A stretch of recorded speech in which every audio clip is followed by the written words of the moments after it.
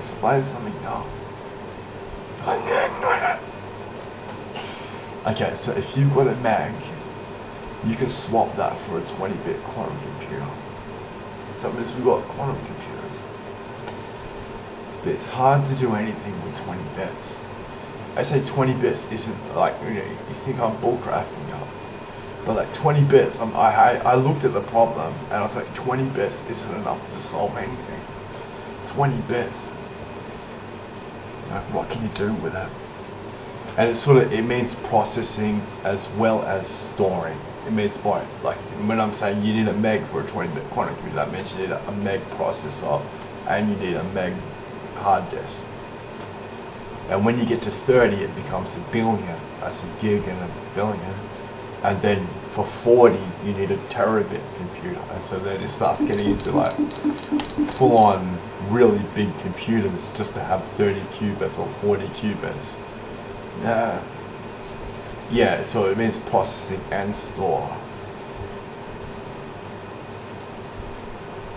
And then you've got the equivalent quantum computer. Well, someone would agree with me. I can't bloody remember anything.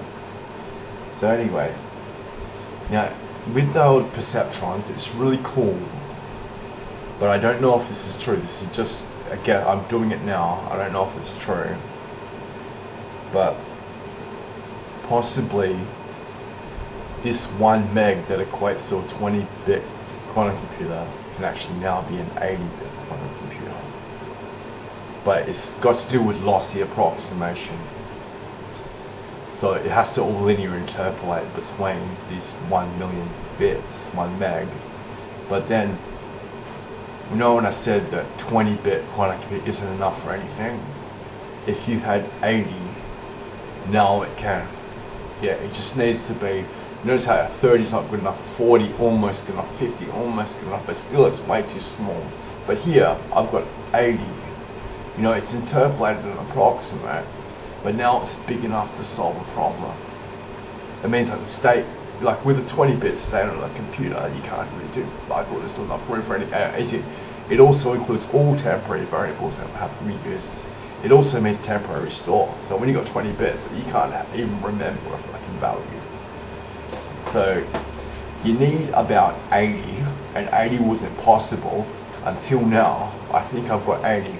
So with this kind of the kind of robot 80 can do, yeah, is pretty basic still. Like it's got a hinged deficit. Like everything has to be cut down small. You have to shave every last fucking qubit off it.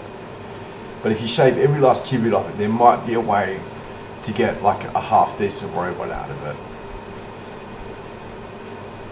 Yes, that's what we're doing. But I've got to get this perceptron to restart to work because I haven't even really done it properly before. So I'm adding a hidden layer to it now.